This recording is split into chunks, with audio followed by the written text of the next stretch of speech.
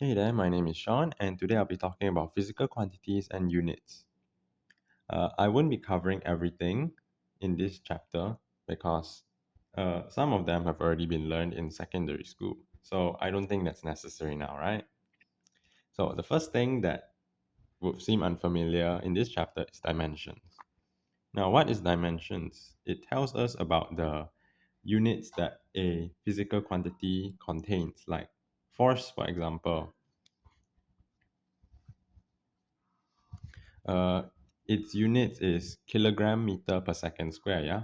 But what if we want not to know what units it actually was?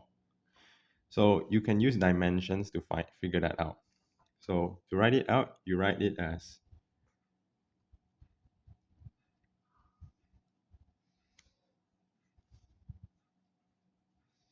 dimension of force equals to, what is the formula for force? It's the simplest one is F equals ma, yeah? So that's what I'll be writing. Force would equals to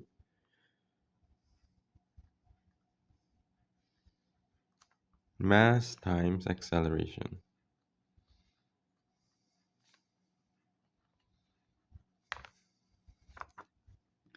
Now, when you're writing out the name of the physical of a base of another physical quantity, you need to use a square brackets. Once you change it to dimensions, then you can get remove the brackets. So, what is the dimension of mass? This is the simplest one, so it will be a capital M. Then what is acceleration? Acceleration is velocity over time, and velocity is distance over time. So acceleration would be length and t negative 2 meter per second square, yeah? So the dimension of force would be m l t negative 2, just like that. Pretty simple, yeah? Okay, so what is another application of dimension? And why would you need to learn it besides learning what units a quantity has? Let's say you have a equation. I'll take this simple linear equation for example. V square equals to U square plus 2AS.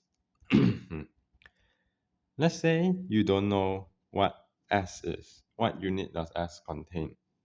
But you know all the others, the U, the V, the U, and the A. So you can take, since that U square equals to V square equals to U square plus 2AS, that means that these two have the same units, and then these two have the same units as well. Since there's a plus, so you can just disregard this. So the dimension of v square is lt negative 1 square, yeah? V is velocity, meter per second square, meter per second, and then there's a square here, so you put a square here as well. So this would equal to L square t negative 2.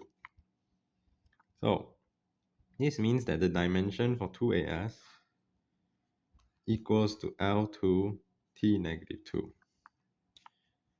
The constants can be omitted, so you can just ignore it. So you know what's the dimension of A? A is acceleration. So this would be Lt negative 2 and then times S.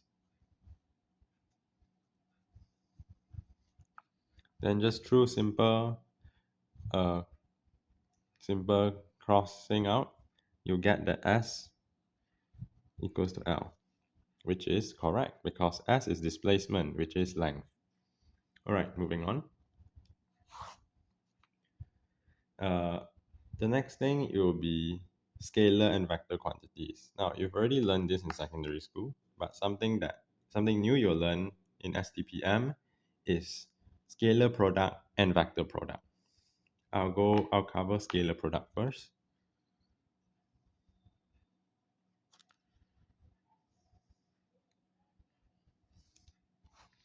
Now, what is scalar product? It's also known as a dot product.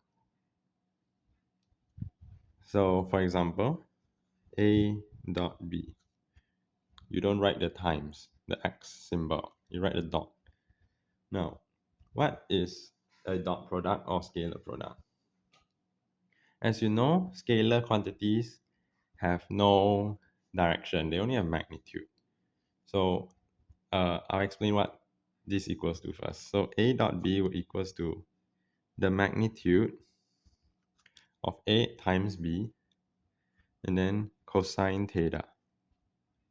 Now I'll explain this right now. Let's say you have a vector A, it's going in this direction. And you have a vector B going in this direction. The dot product ignores direction. So to find a dot product, you need to make one of these two quantities, these two vectors, sorry, parallel to each other. So let's say B is the horizontal line because it's pretty straight, right? So you want to find the vector of A that is parallel to B. Then you multiply them together. That's why there's a cos here. Because it uses trigonometry like this. You know, it's a right angle triangle. Then theta will be here. Alright? So that is a scalar product or known as dot product. Now moving on to vector product.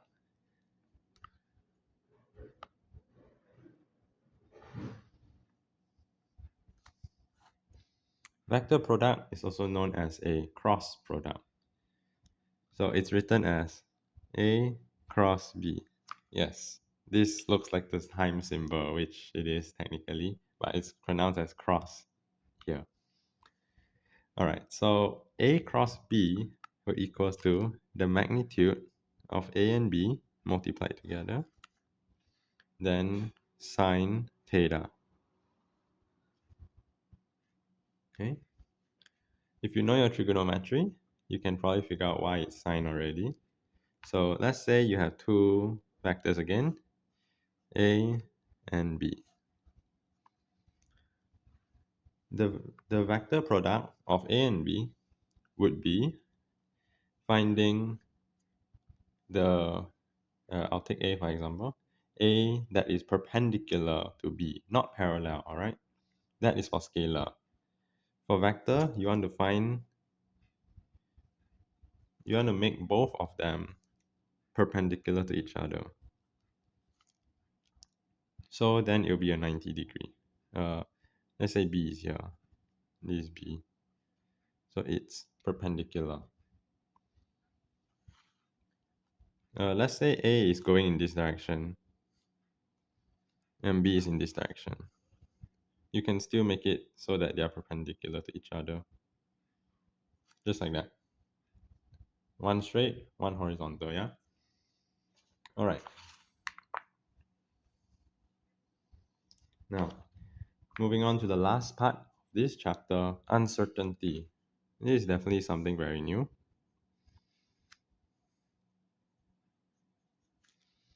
So what is uncertainty? Uncertainty is like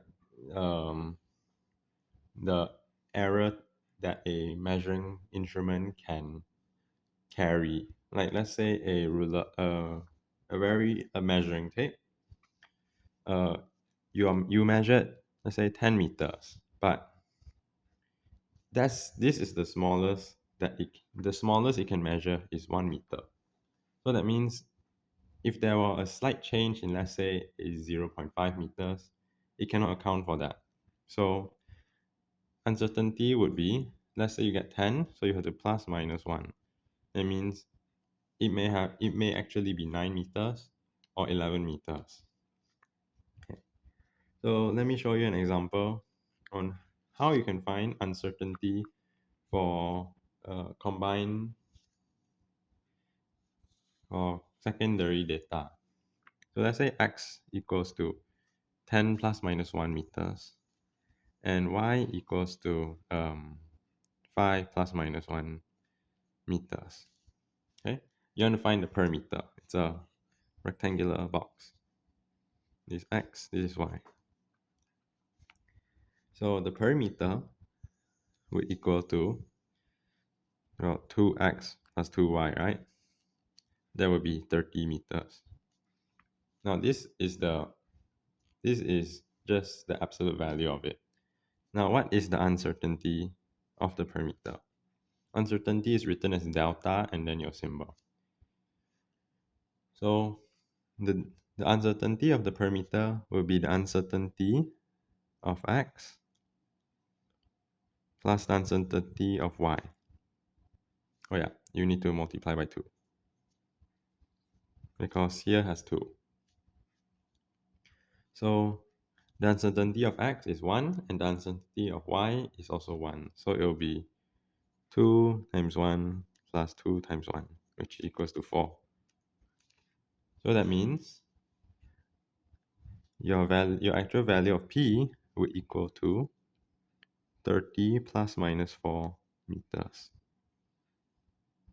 Simple, alright? Now, let's say you want to find the area of it. This isn't plus or minus. Oh yeah, I forgot to mention.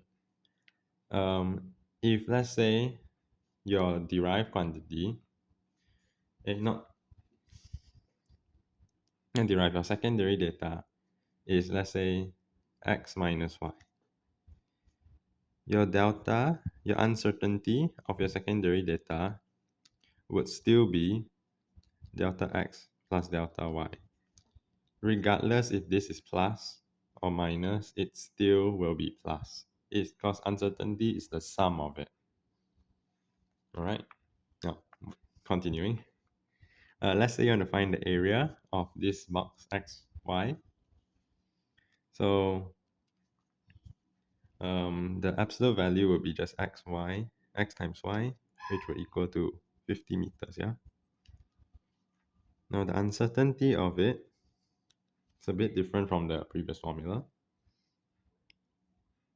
You would take the delta x divided by its value, which is 10, and then plus delta y over y, and then you multiply the whole thing with a, which is this value. So you'll get 1 over 10 plus 1 over 5 times 50, which equals to 1 meter. So that means A equals to 50 plus minus 1 meter square. Just like that. Okay, so let's say you have a quantity B equals to x squared y cubed. Alright, your uncertainty of B will equal to, you bring down the power and use it as multiplication. So 2 times delta x over x plus 3 delta y over y, and then multiply with B. Another thing you need to know is the percentage of error. What is percentage of error? It's literally just the percentage of uncertainty in the value here. So to find percentage of error,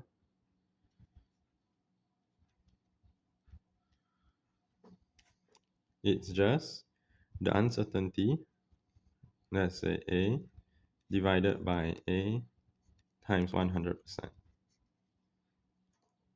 That's it. Alright, simple as that. So that's all for chapter 1. This is literally everything, or at least the new parts. So yeah, I hope you learned something helpful, and that's all for now. Bye.